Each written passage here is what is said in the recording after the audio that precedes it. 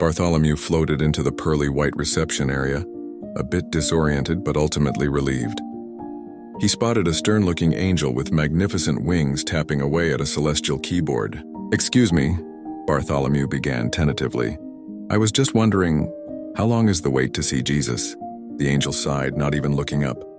"Oh, that question again. Honestly, you'd think after all that time you'd have figured out the math yourselves." She finally glanced up, her gaze piercing. "But fine. For you, you're looking at roughly 4,636 of your earthly lifetimes." Bartholomew's jaw dropped. Lifetimes! The angel rolled her eyes. Yes, lifetimes. Now listen up. While you wait, there are rules. No standing, no sitting, no laying down, got it? No food, no drinks, absolutely no saving places. And for goodness sake, no cutting in line. No talking, no gesturing, and once you've read the list of rules, no more reading. Comprende? She leaned forward slightly, her voice dropping. And the big one, do not leave. If you leave, you go right back to the end of the application queue. Causes terrible backups. Frankly, it makes us think you weren't all that keen on being here in the first place if you can't wait for the Savior. We aim for fairness and equality up here." Bartholomew gulped, his eternal arrival suddenly feeling a lot more bureaucratic than he'd imagined. In tiny script at the bottom of a shimmering holographic sign, "Woman and children first." Bartholomew stared at the shimmering holographic sign. Now serving two. Below it, the celestial lobby was eerily empty. No shuffling lines, no hushed whispers of the recently departed, just polished pearly floors reflecting the soft ethereal light. A wave of confusion washed over him. 2 lifetimes? Maybe the secretary angel had misspoken. Surely with no one else around he could just go in. He took a tentative step towards a set of ornate cloud-like doors. "Hold it right there," the secretary angel's voice snapped, sharp despite its melodic quality. "Just because the lobby's empty doesn't mean the queue isn't miles long. Those now-serving numbers are, well, let's just say they're on a different sort of timeline." She didn't elaborate. Bartholomew stopped, a knot forming in his chest. Thousands of lifetimes. The initial shock was fading, replaced by a cold, creeping disbelief. He thought back to his life. He'd been a decent man. Kind to his neighbors, honest in his work, he'd believed. He'd gone to church, prayed, tried his best. Heaven was supposed to be the reward, not an endless, rule-laden waiting room. Thousands of lifetimes? The thought echoed in his mind. He tried to imagine it. The world changing countless times, stars being born and dying, and him just waiting. What was the point of eternity if it began with an eternity of waiting? A familiar pang of guilt twisted within him. Jesus died for you. The words his mother used to say echoed in his memory. He'd always felt the weight of that sacrifice, the obligation to live a life worthy of it. And he had tried. He really had. Was this how it was repaid, an indefinite, stagnant wait? His earthly life, while not spectacular, had been his. The warmth of the sun on his skin, the laughter of his grandchildren, the quiet satisfaction of a job well done. Would all those memories fade into insignificance during this interminable wait? A rebellious thought flickered. Maybe I should just leave. The secretary's warning echoed severe backups. Highly frowned upon. Maybe you don't belong here. The fear of eternal disapproval, of somehow failing even in heaven, was a powerful deterrent. He glanced back at the empty lobby. Serving number 2. Who was number 1? Had they been waiting since the dawn of time? A strange sense of detachment began to settle in. He was dead now. Like Jesus was dead, then resurrected. But he wasn't being resurrected anytime soon, it seemed. In a way, the urgency of earthly time no longer applied. What was a lifetime now? Just a unit of measure in this new, drawn-out existence. The initial panic subsided, replaced by a weary resignation. What else could he do? He couldn't stand, sit, or lie down. He couldn't eat, drink, or talk. All that was left was waiting. He looked at the shimmering sign again. Now serving 2. A faint, almost imperceptible thought drifted through his awareness. I'm dead now, just like he was for a time. The rules of earthly impatience felt strangely distant. Perhaps in this new reality, time itself held a different meaning. Maybe this wasn't a test of patience, but simply the way things were. He took a deep, ethereal breath and waited. The silence of the celestial lobby stretched out, an infinite canvas upon which his eternal wait had just begun. The number 2 pulsed softly on the sign, mocking the vast emptiness. 2? Bartholomew's thoughts swirled, a chaotic storm of disbelief and dawning unsettling possibilities. Maybe I'm the 2. The thought was absurd, yet it clung to him. A desperate attempt to find meaning in this bewildering afterlife. Then the ironic twist struck him. Kneel. He could kneel down and be the number 2. A dark chuckle escaped him, silent in the still air. Was this some cosmic joke? But the questions kept coming, each one more disorienting than the last. Was Jesus even behind those cloud-like doors? What if the 2 signified something else entirely? The second coming? But if Jesus had returned, wouldn't that mean he wasn't here in the way Bartholomew had always imagined? We were taught he was coming back. The words echoed from countless sermons. If he returned, is this another lifetime? The concept twisted his understanding of existence. How can I live another lifetime if I'm only one life? Am I still living the first life? He had no memory of any other. This had to be it, his one and only shot. How do I live another life to pass the time? The sheer impossibility of it was maddening. He was dead. Time as he knew it should have ceased to matter in the same way. Yet this waiting felt agonizingly temporal, stretched out across eons. Why didn't the Bible tell us this? The silent scream echoed within him. All those parables, the promises, the descriptions of heaven, none of them prepared him for this sterile, bureaucratic limbo. It was just filled with platitudes and other people's claims of what it was like. But they were alive. I'm dead now, and it's like what everyone says, but it's not at all like what everyone thinks. A chilling realization began to dawn. What if this wasn't a grand celestial palace, but something far more personal? Maybe. All of where I am is the amount of knowledge I ever knew about something I put my entire faith and existence in. The emptiness, the rules, the endless weight. Was it a reflection of the limitations of his earthly understanding? Had he built his heaven on second-hand accounts and hopeful metaphors, only to arrive and find the blueprint incomplete? The now-serving 2 sign blinked again, the simple number radiating an almost unbearable weight of unanswered questions. Bartholomew remained suspended in the silent lobby, the foundations of his faith beginning to feel unsettlingly fragile in the face of this unexpected eternity. A saccharine melody drifted from unseen speakers, a celestial muzak channel Bartholomew now registered. The Bobs, as his mind inexplicably labeled the unseen quartet, crooned a tune that, in his heightened state of anxiety, felt pointed. The lyrics, though indistinct, seemed to resonate with his inner turmoil. Was it his imagination? Or did the melancholic harmony underscore his growing disillusionment? Another song began, its rhythm almost insistent, and Bartholomew felt a prickle of unease. It was as if the Bobs were eavesdropping on his thoughts, their music a running commentary on his spiraling doubts. Was he making them sing to him? The idea was ludicrous, yet in this surreal place anything felt possible. Were they telling him something? Were they the answer?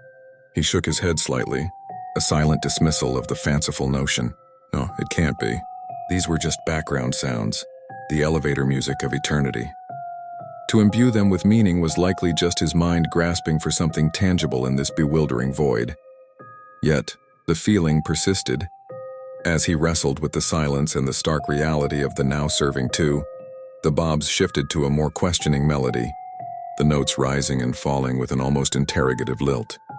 It felt like a gentle prod, a celestial nudge towards some understanding he couldn't quite grasp.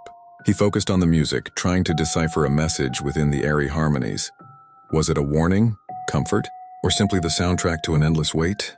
The line between his internal monologue and the external music blurred, leaving him feeling increasingly unmoored. The guilt resurfaced, sharper this time. He was questioning everything he had believed, everything he had lived for. Was this doubt another failing? Another reason for the extended wait? He chided himself internally. He should be grateful to be here at all. But gratitude felt hollow in the face of this perplexing reality. He was dead. He was in heaven, supposedly. And yet a profound sense of unease settled over him, amplified by the seemingly sentient serenade of the Bobs. The questions remained unanswered and echoing in the silent, music-tinged expanse. What was the meaning of this wait? What was the nature of this place? And who or what was truly behind those cloud-like doors? As the saccharine Bobs continued their celestial crooning, Bartholomew's internal grumbling intensified. The endless wait, the cryptic rules, the unsettling music. It was all starting to feel less like paradise and more like a very strange, very boring purgatory. Suddenly, the secretary angel swiveled her head, her gaze sharp. "Have you signed in?" she asked, her tone implying this should have been obvious. "Signed in?" Bartholomew echoed, bewildered. "Yes," she replied, tapping a glowing clipboard on her desk. "Your processing doesn't officially begin until you've signed in and received your welcome package." Bartholomew, a flicker of hope igniting within him, leaned over her desk. What looked like a standard form morphed into something far more intricate. Lines of elegant script that, upon closer inspection, resembled a bill of sale. His name was clearly printed at the top. "Just sign it," the angel urged, glancing impatiently at a celestial timepiece on her wrist. As Bartholomew began to decipher the dense text, another angel floated into the reception area. This one hummed a low, resonant tune that vibrated through the air. It was an odd melody, both soothing and strangely sensual, like mating calls Bartholomew's mind supplied unbidden. The secretary subtly joined in, a harmonious undertone to the newcomer's cryptic serenade. Confusion overwhelmed Bartholomew. "What do I do? Just sign it?" "You're in heaven. Why are they doing that? What kind of language is that?" "I thought I just had to sign in, Eileen." His thoughts snagged on the memory of his wife. Her lazy eye, it was so sexy. She could look at my junk and my face at the same time. What am I thinking? Where is everyone? A wave of disorientation washed over him. Why can't I think clearly? Just as the two angels' combined serenade reached a curious crescendo, a shimmering notification seemed to appear before them. Their expressions shifted from serene to concerned.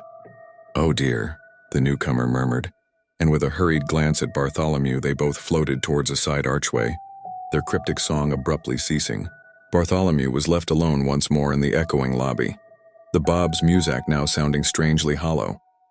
He had no sense of how much time had passed since his arrival. A sudden impulse took hold. What the hell? What's the worst that can happen? I'm in heaven, right? He spotted a quill resting in a stand on the secretary's desk and a stack of what looked like signature lines on the peculiar contract. He grabbed the quill and began to write his name, initialing the designated spots. "Damn," he muttered. "No ink."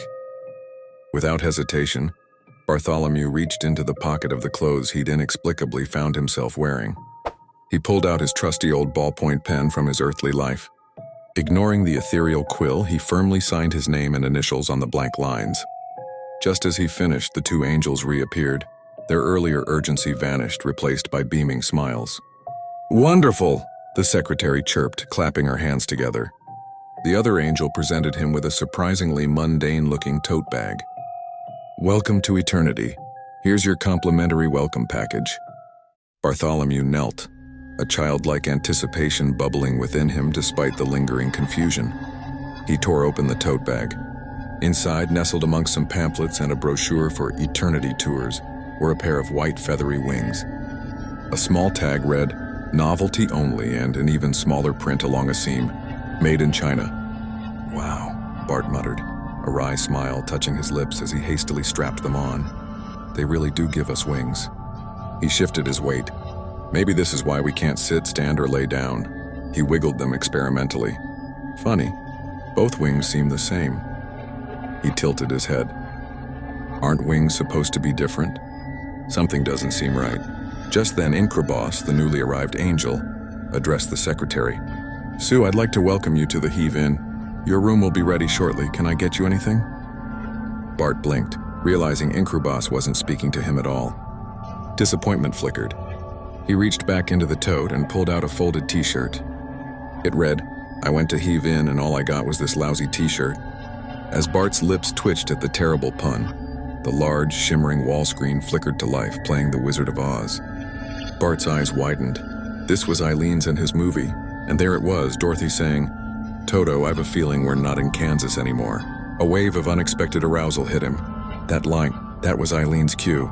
Sweet, gentle Eileen would transform, her lazy eyes somehow intensifying her dominant gaze. The safe word, "oh," flashed through his mind. Why do I keep thinking these thoughts? I'm rock hard. I can't get these stupid wings to work. They keep pulling to one side. I don't know what's going on here. Suddenly, a shrill ringing pierced the ethereal quiet. Incubus looked around, perplexed. "Sue, answer it, dear." Bart glanced around the empty lobby. "I don't see her," he said to himself.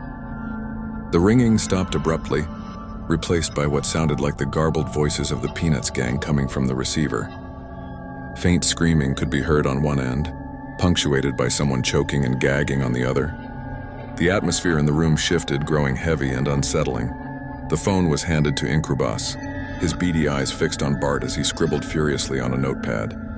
Sue stood up, smoothing down her iridescent feathers. She peered at the notepad, her expression incredulous. "What? It can't be. I know how to do my job." "Yeah, sure you do," Incubus retorted, not looking up. "My balls are still full, and we got bigger fish to fry." "Oh, this isn't my fault," Sue exclaimed, turning to Bart. "How did you sign your name? I didn't leave any ink." "Someone has to witness you signing, and a DNA sample is required." Bart frowned. "I have my own pen. My wife Eileen bought it for me. Awesome calligraphy pen. Anniversary gift. Never leaves my side. Never washed it either. Always said I'd take it to the grave." Incubus's gaze sharpened. "What kind of ink is in your little pen there?" "Regular ink, I suppose," Bart replied, a knot of unease tightening in his stomach. "Why?" "Because..." Incubus began, then caught himself. "Never mind, we'll just write up and..." "Another what?" Bart interrupted, standing up abruptly, his gaze darting around the bizarre reception area. WTF? The cacophony of the bizarre afterlife faded as a singular memory sharpened in Bart's mind. It was a moment from his youth, raw and visceral, that always resurfaced when the world around him dissolved into meaningless noise. The thump, the rhythmic pulse of that memory. A moment of injustice and simmering rage began to resonate within him. The endless questions, the theatrical absurdity of this heaven, the mundane presumptions of earthly existence, all of it receded into a blurry, technicolored backdrop. The thump. With the memory came a surge of emotion. Anger, laughter twisted with bitterness, resentment, hatred even, all coalescing into a potent desire for vengeance cloaked in the righteous fury of what he knew to be true. This moment, this feeling, became his anchor in this swirling strangeness. Sue, her painted serenity cracking, spoke softly, her tone laced with a weary resignation. "Don't say it." Her gaze, though fixed on him, seemed to look beyond. "I know what's going through your mind." She sighed, a faint rustle of feathers. "It is what it looks like." She made subtle, almost imperceptible movements with her hand, her eyes flicking towards the archway through which the other angels had disappeared. "Our job is to procure our future and existence. This is our world." Her voice held a strange mix of defiance and defeat. As she spoke, Incubus, seemingly understanding the silent cue, began to subtly edge out of Bart's direct line of sight. Incubus, his beady eyes usually sharp with a manipulative gleam, now held a flicker of something akin to panic. His purpose, the subtle extraction of information under the guise of welcoming the newly arrived, had been compromised. His very raison d'etre felt flimsy. Sue, on the other hand, radiated a quiet authority. She was the conduit of command, and her next actions would define the unfolding strangeness, which currently felt like a descent into a bleak, shameful void. "Say what?" Bart asked, his voice low and steady, the earlier confusion replaced by a dawning clarity. "That you are..." He let the sentence hang, watching Sue's reaction. Sue winced as if anticipating a physical blow. "No," she cried out, her voice laced with a desperate plea. "It's that, what you're about to say." Bart paused, a slow understanding dawning. She's right. She actually wants me to call her what she thinks I'm about to say, playing me for the fool I have always been. This is an act. She's a woman and a distraction. I get it now. Oh, do I get it?" The pieces began to click into place, the absurdity taking on a sinister edge. Sue's gaze intensified, becoming almost luminous. Her movements, previously casual, now possessed a focused precision. She was not the bumbling Incubus. She was calculating, strategic. This wasn't some casual exploitation. She had a purpose, and it wasn't to be a mere pawn.